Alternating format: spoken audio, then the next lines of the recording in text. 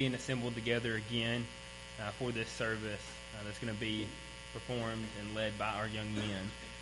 I know that, as we usually have, we've got, I know at least one person doing something new during this service, and we appreciate all these young men willing to step up and lead during this time, and we thank the elders for setting aside this time to give them that opportunity. As I said this morning, I know it's an encouragement to them, but as a congregation, it is an encouragement to each and every one of us to see these young men get up in front of us and be able to lead and do these things. In a few moments, Tanner Cook is going to start us off by reading from Matthew chapter 6, verses 19 through 21. Matthew chapter 6, verses 19 through 21. Matthew Jones will head our song service, and all the songs will be on the PowerPoint this afternoon. Teddy Spivey will have our first prayer. Jeremy has volunteered to bring forth the lesson during this afternoon hours. We thank him for that. Heading the table will be Seth Hackett, who will be assisted by Ethan Crockett. And Jake White is going to have the closing prayer. And I know Eric's back there manning the PowerPoint for us, so we don't want to forget about him. So we're glad for each of these young men. At this time, go ahead and grab your Bibles. The scripture will also be up here on the PowerPoint as we begin this service by reading from God's Word.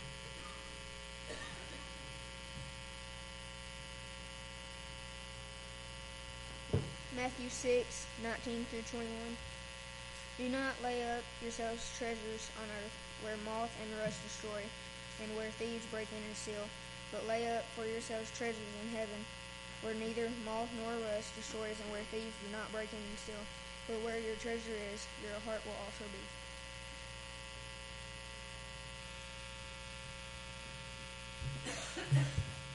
For those of you using your book, the first song this afternoon will be number 851. 851. Blue skies and rainbows and sunbeams from heaven are what I can see. When my Lord is living in me, I know that Jesus is well and alive today. He makes his home in my heart. Nevermore will I be all alone, since he promised me that we never would fall.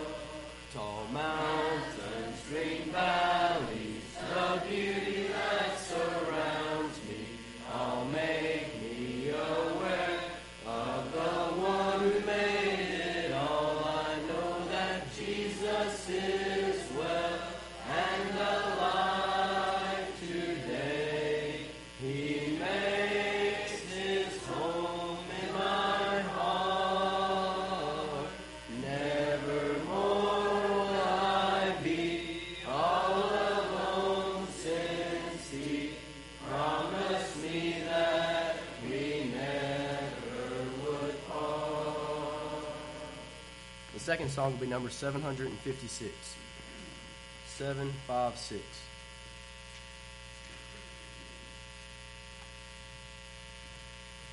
Sing the wondrous love of Jesus, sing his mercy and his grace. In the mansions bright and blessed, he'll prepare for us a pleasant place. When we all get to heaven, what a day of rejoicing that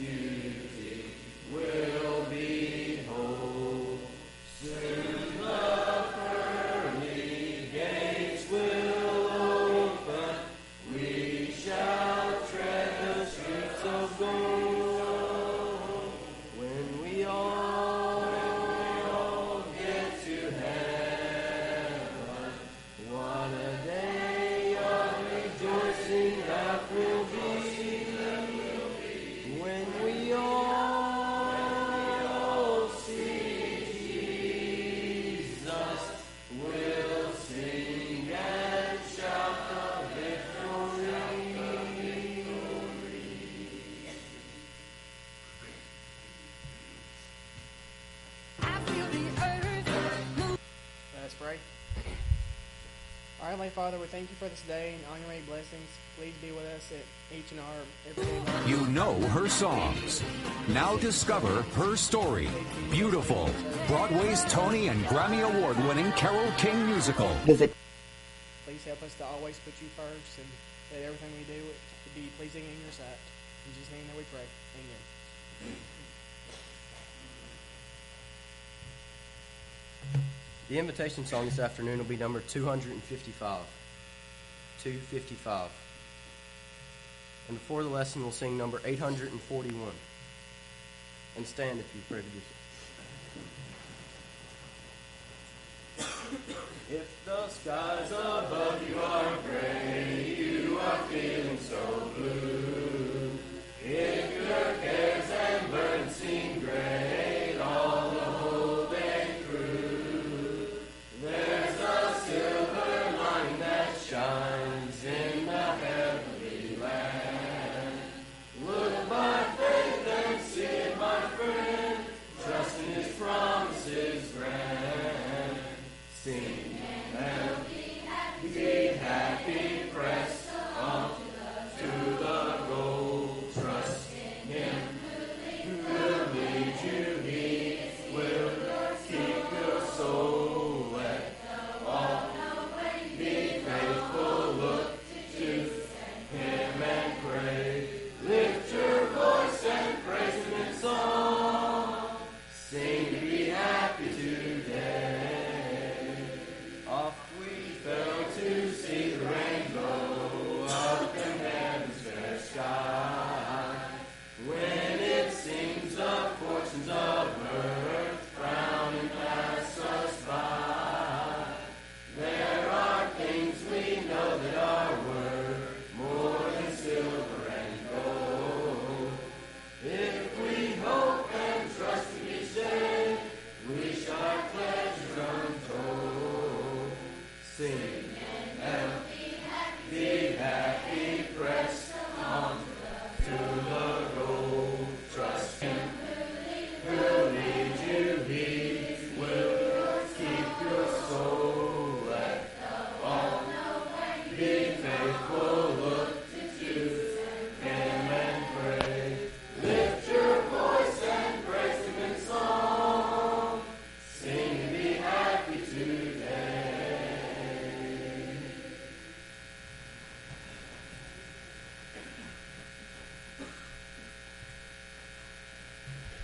Good afternoon. It is good to see everyone out and with us again. I'm thankful for many of you who have stayed from the morning service, and there are a few who have joined us for this service who were not here, and we welcome you to this service. We have had a good day and a good meal together. I want to join in with Edward. As we were back there, he thanked the ladies, and I'm sure many of the men who helped to prepare the meals 2 days in a row now, and as one of the benefactors of yesterday's, we do appreciate all of the support and coming together yesterday and then pulling up the bootstraps and doing it again today to provide another excellent meal, and we do appreciate it.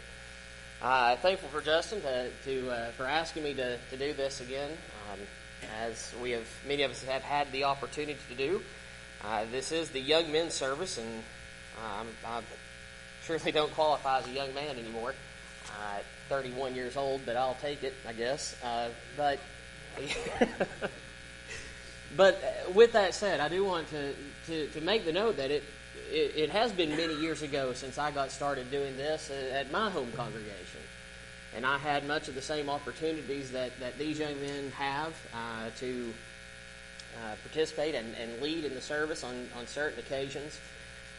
And I want to ask that we all, parents and friends and members alike, encourage these young men, and not only in what they're already doing, but to step out of comfort zones and do more. I know myself and Chris and Josh and a number of others who have been able to stand here and do this, enjoy doing it, but we've got some young men, I think, who are very capable of standing right here and doing this as well. We just need to put forth some encouragement, and I hope that we'll all do that. This afternoon for our lesson, I took some time to, as I was trying to figure out what I was going to preach, I pulled out a book that I've had for 10 years or so now, written by Brother Bob Spurlin. And some of you may know Bob Spurlin, but he's had a lot of troubles in his life, and he's written a lot of books on encouragement and being a follower of Christ even through hard times. And one of the chapters in this book was a chapter on the legacy that we leave behind when we're no longer on this earth. And that's the lesson that I wanted to tweak in my own way and present to you this afternoon in a few short points. And that is leaving a legacy. We just read from the book of Matthew, "Do not lay up for yourselves treasures on earth, where moth and rust destroy, and where thieves break in and steal. But lay up for yourselves treasures in heaven, where neither moth nor rust destroy, and where thieves do not break in and steal. For where your treasure is, there your heart will be also."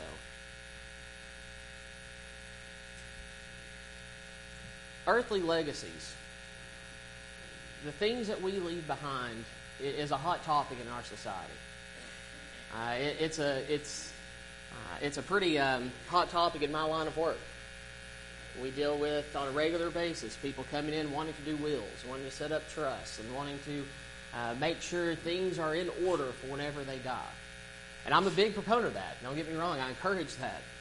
You need to be prepared for your death so that your family is prepared for it. But there are people who put in a lot of time and effort in preparing their financial state for when they die. I've seen wills and trusts that would go on for pages that had clauses that if this happened, then money goes here, and if that happens, then money goes here, here, and here. And I saw one not long ago that reached into the 20 pages or more. And that's a lot of effort to go into making sure your stuff goes where you want it to go when you're dead. What I would like to see is for us to make sure that our spiritual legacy, what we leave behind spiritually for God, is just as in order, if not more so, than what we leave behind of our earthly things. Romans 8 verse 6 says, "For to be carnally minded is death, but to be spiritually minded is life and peace." And so for these few points that we're going to go into this morning, I want to look at what goes into our legacy. Not the fame, not the fortune, not the things that we put in our wills and trusts, but in our spiritual legacy. When we go on, when we're no longer here, what do our children see spiritually in us when we're gone? So what goes into that? First, a good name. A good name goes into our spiritual legacy. Proverbs 22 verse 1 says, "A good name is to be chosen rather than great riches, loving favor rather than silver and gold." In a comparable verse to it, Ecclesiastes 7 verse 1 says, "A good name is better than precious ointment." You see, our good names is really all that we leave behind. What we've done with our lives that goes into our name, what our legacy is, all we really leave behind. Good names in this state bring honor and pride to those that we leave behind, our family members. As we all think about those who have gone on before us in our spiritual walks, there are those that we look back on and realize that they had an impact on our life. Maybe we didn't realize it at the time, but down the road, they've impacted us. One of the qualifications to be an elder is, and I'm paraphrasing, being thought well of outside of the church, having a good name out in the community. It's a spiritual quality to have a good name, and all of us have those examples. One of my grandfathers lived much of his life in the same small community in Cumberland County, Crossville. He passed away in 1994, and ironically, when I was writing this lesson, I was using a Bible that has his name on it. But still, to this day, some 23 years later, there are still, I run into some of the same people who will say, I thought so much of your grandfather. And that's important. That's a legacy. Being a good person goes into our spiritual legacy. But above all, our name should equate to honesty, integrity, and being an imitator of Christ. 1 Peter chapter 2, 21 and 25 talks about how Christ was an example for us. And being tempted like as we are, but overcame, was sinless. And that's part of having a good name. Being Christ-like. Acts chapter 11, verse 26 says, "And when he had found him, he brought him to Antioch. So it was that for a whole year they assembled with the church and taught a great many people. And the disciples were first called Christians in Antioch." Could you imagine what it was like to be the first to bear that name of Christian? What's in the name? A lot is in the name. A lot is in the name of Christian. To be Christ-like. In the end, and I mentioned this before, in the end, everything else will pass away. Genesis 3:19, "In the sweat of your face you shall eat bread till you return to the ground, for out of it you were taken, for dust you are, and dust you will return." At some point, we'll no longer be a body. We'll be dust again. And all that's left is the legacy that we leave behind. And part of that is our good name. Second one, stewardship. The way we handle the things that God has given us in our lives shows where our hearts are. We see in the parable of the talents, the fact that God gives us certain things, and there are different ways you can apply the parable of talents. But in the parable itself, he used this monetary aspect and going out and using the money that they had been given. And the profitable ones were rewarded. The ones that just hid it in the ground for safekeeping wasn't rewarded. But then there's also the other side of it.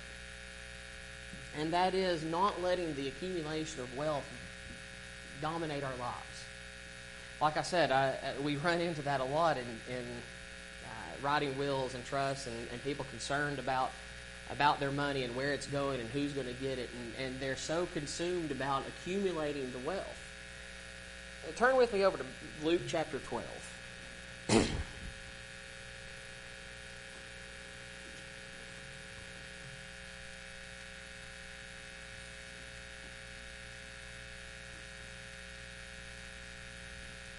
Luke chapter 12, starting in verse 15. "And he said to them, Take heed and beware of covetousness, for one's life does not consist in the abundance of the things he possesses. And then he spoke a parable to them, saying, The ground of a certain rich man yieldeth plentifully. And he thought within himself, saying, What shall I do, since I have no room to store my crops? So he said, I will do this. I will pull down my barns and build greater, and there I will store all my crops and my goods. And I will say to my soul, Soul, you have many goods laid up for the many years. Take your ease. Eat, drink, and be merry. But God said to him, Fool, this night your soul shall be required of you. And then whose will those things be which you have provided? So is he who lays up treasure for himself and is not rich towards God." The word fool there is translated in one way to be a want of mental sanity. It's just, as a Christian, it's just not sane to think in the materialistic way. Into devoting all of our time to accumulating masses of wealth when we're gone, it's not going to matter. true stewardship of our money, true stewardship of the things that God has provided for us, can really be boiled down into three things.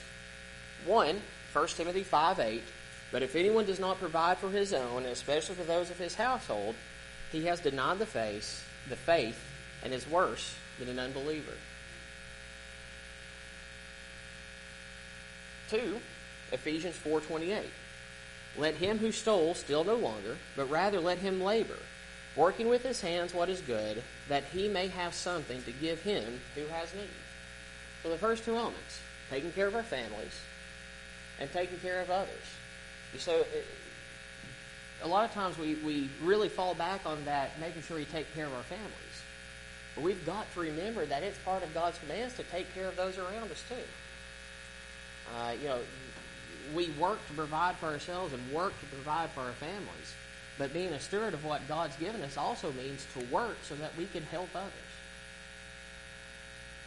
And then finally, the ability to give back to God. 1 Corinthians 16:1 and 2. Now concerning the collection for the saints, as I've given orders to the churches of Galatia, so you must do also. On the first day of the week, let each of you lay something aside, storing up as he may prosper, and there be no collections when I come.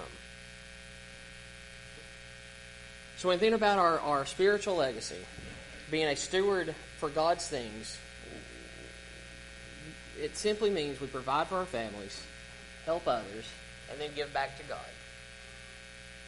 Number 3, the way we treat others adds to our spiritual legacy. We all know Matthew 7:12, and that picture really didn't come through too well, but it says the golden rule.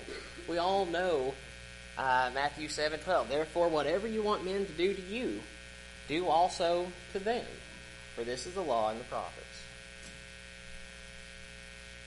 In Luke chapter 10 and verse 30, we start to see the story of the Good Samaritan, and really we see the converse. In that very first verse, in verse 30, we see where this man was attacked by thieves and beaten, his things stolen from him and left for dead. A lot of ways, that's the converse of the golden rule.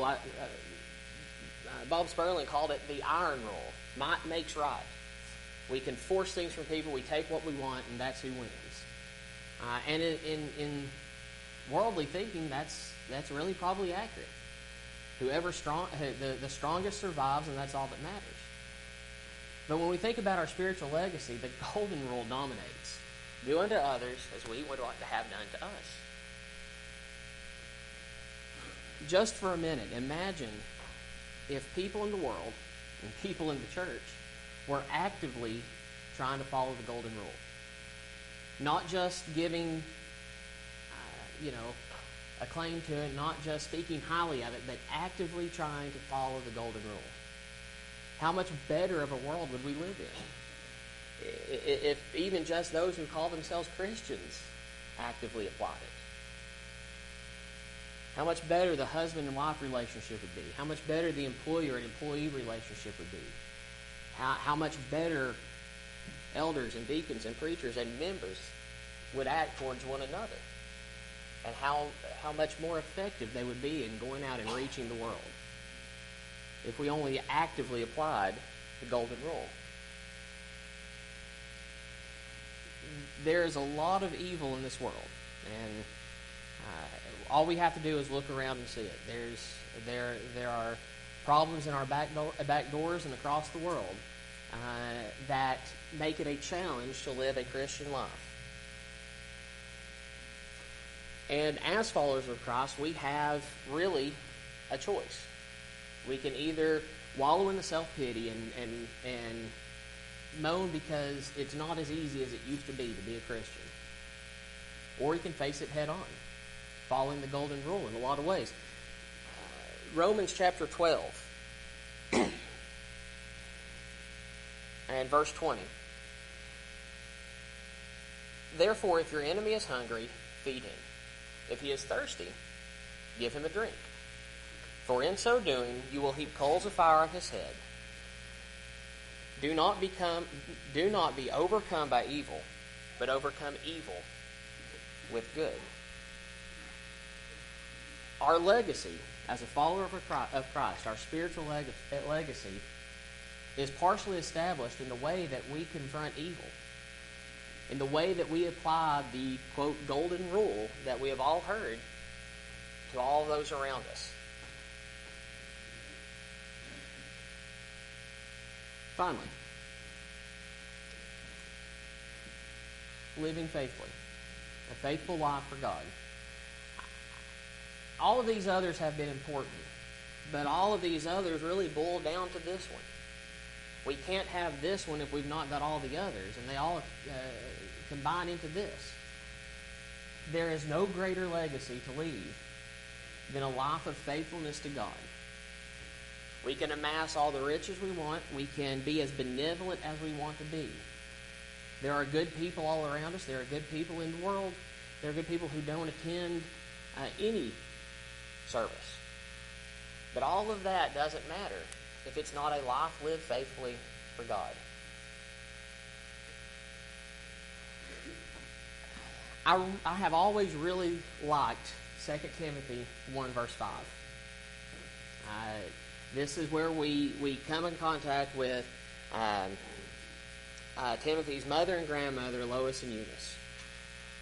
When I call to remembrance the genuine faith that is in you, which dwelt first in your grandmother Lois and in your mother Eunice, and I am persuaded is in you also. Now, I'm not sure that we have any indication whether Lois and Eunice were still alive at this time. I know this is the only time Lois is mentioned in this way. I don't know if this is, if we're looking back here on a legacy that has gone on and they were both deceased at this time. But what I do know is it was a legacy that they had created. A legacy of faith in their family, where Timothy could look back and see what his mother and grandmother had left for him when it came to following God.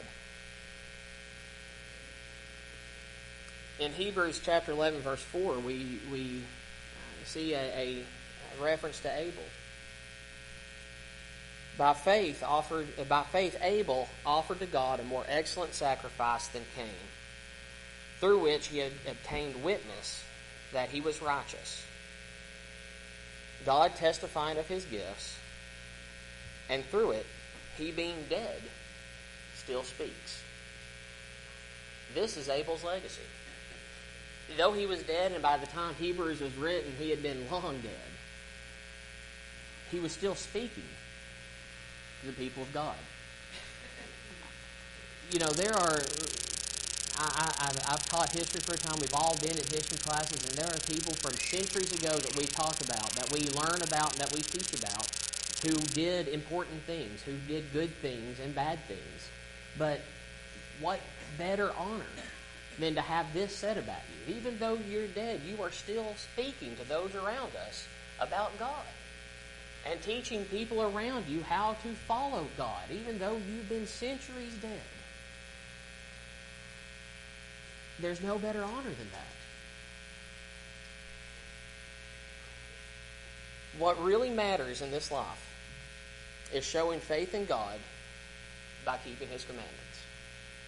That's what our legacies all boil down to. How well did we keep the commandments of God? Ecclesiastes chapter 12, and we've all read this verse, verse 13. Let us hear the conclusion of the whole matter.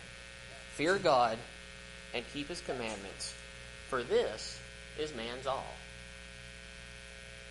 When it's all said and done, we're here for a purpose. And we're here for the purpose of following God and following His commandments. And when we're gone, when we die, when we're returning to dust, our legacy should be that we followed Ecclesiastes chapter 12 and verse 13. That our existence was for the purpose of following God. And that would solidify our legacy, our spiritual legacy.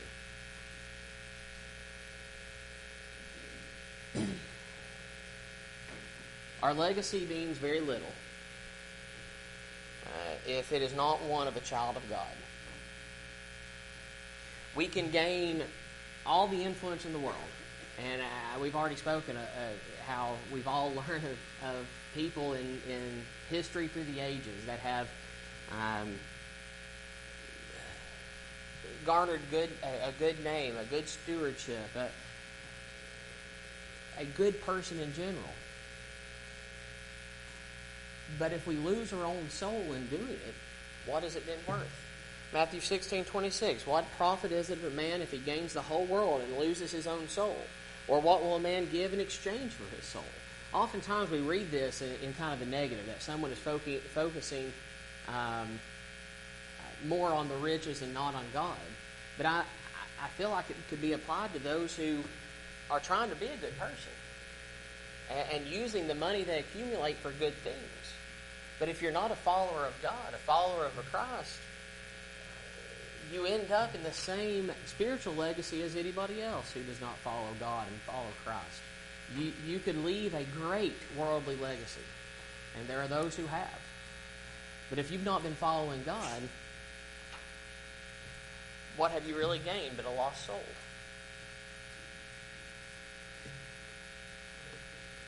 There are many good in the world, but it'd be an even better place if many of those good people will become followers of Christ. A faithful life begins by entering into the body of Christ and should end as a Christian who has lived faithfully for Him. When it's all said and done, all of the striving that we've done in this life for the good things that we can do, our end goal should be that we have become a child of God. There are many here, and most here, I assume, have become a child of God. But if not, this is a time that you really need to consider. As I said, we've got good people all over the world that may not be following God, may not be a member of His body. You've heard the word, Romans 10:17. John 8:14 says you must believe the word. Acts 17:30, repent. Turn your life around. You turn away from worshiping the world and worshiping your physical, your earthly legacy. Romans 10:10, confess that Jesus is the Son of God. And Acts 2:38, become baptized and be added to the church as a member of this body. But that's just the first half. The second half is actually leaving that legacy. All these things that we've talked about as a child of God. And that last one, that everything else combined into living faithfully for Him and leaving a spiritual legacy that will carry your children and your grandchildren, just like Lois and Eunice, and on into centuries to come, just like Abel, to Christ. That is the spiritual legacy we should struggle for. And that is what I hope they were all trying to do. And this afternoon, you have an opportunity to step out into that adventure of trying to leave that legacy that we all want to leave behind. This morning, or this afternoon, if we can help you in any way, come now as we stand and sing. I am resolved no longer to linger, charmed by the world's delight. Things that are higher, things that are nobler, these have allured my sight. I'll hasten to Him, hasten so glad and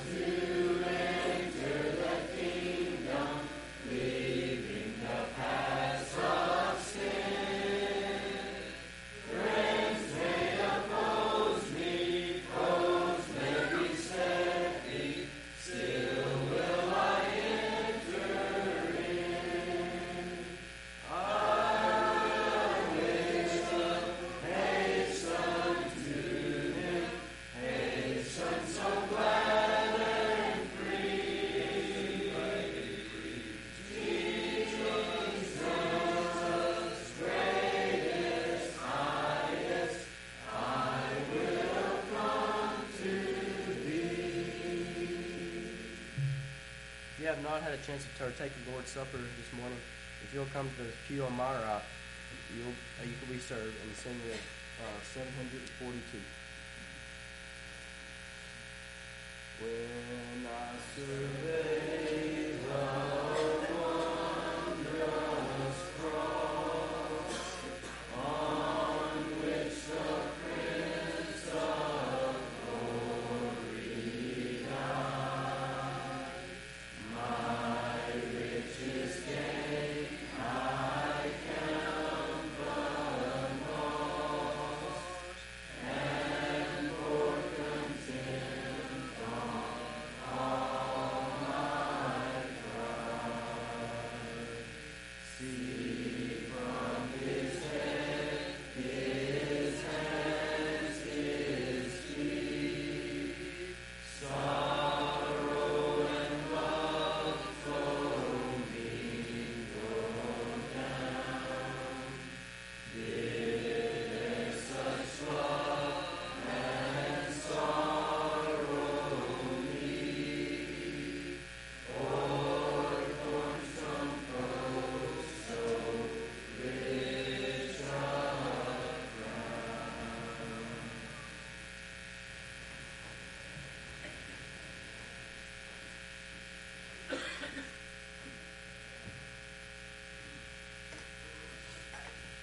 Let's pray.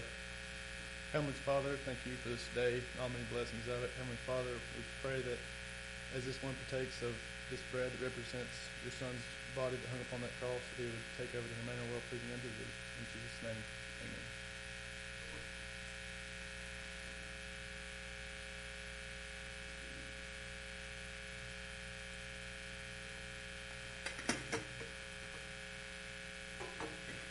Let's pray. Heavenly Father, continuing this remembrance, we pray that as this one partakes of the fruit, cup fruit of the vine that represents Jesus' blood that was shed on that cross, we pray that he would take of it in manner well pleasing unto thee. In Jesus' name, amen.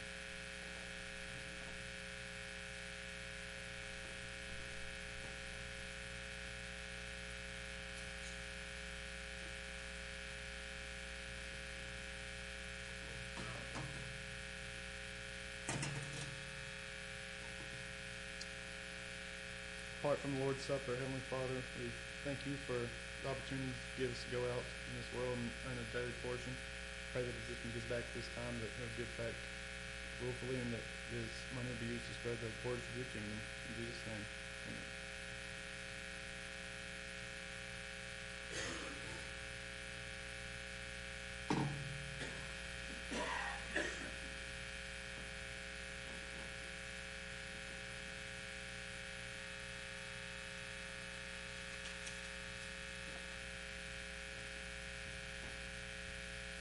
Closing song will be 850.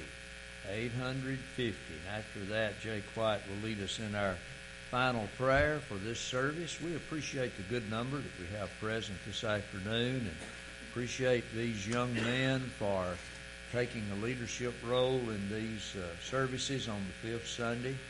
Appreciate Jeremy's good lesson, something for us all to think about. We're all going to leave a legacy. Let's make sure it's the right kind. We appreciate that sentiment. Appreciate Justin's good lesson this morning and all of these young men who have had a part this afternoon. Some of them are doing things for the first time, and some of these younger ones are going to be speaking here before long. And we appreciate their willingness to do these things.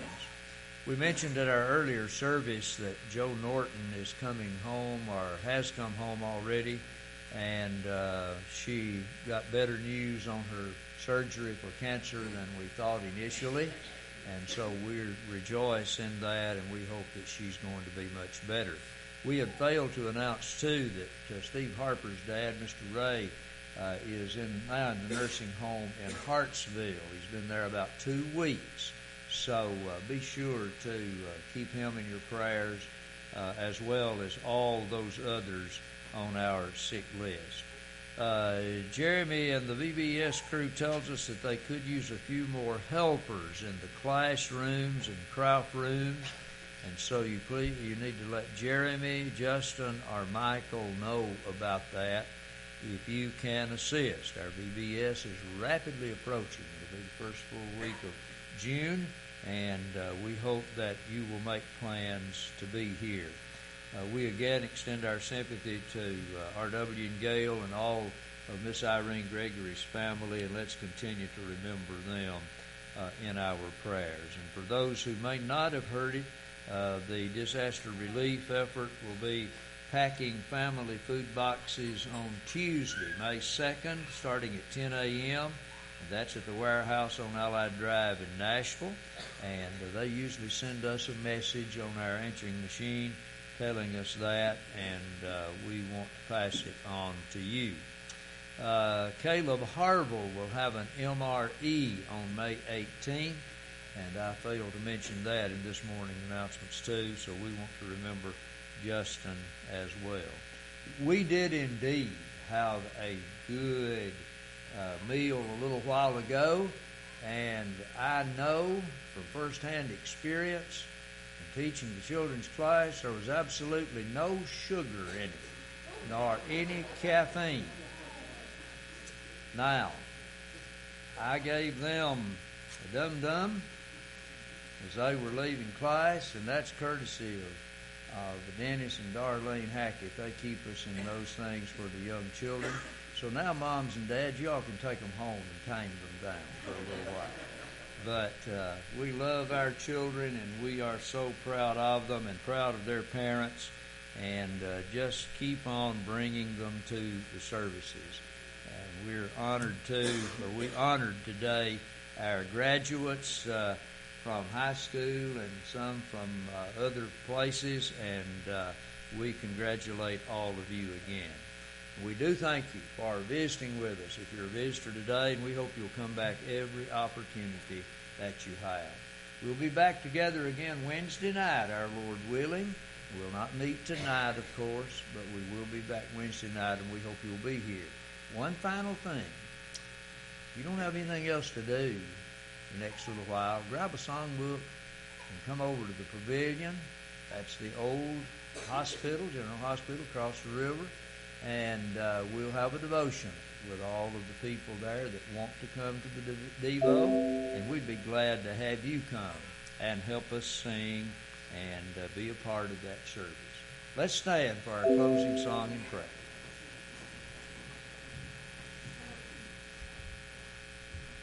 Father, I adore you, and I lay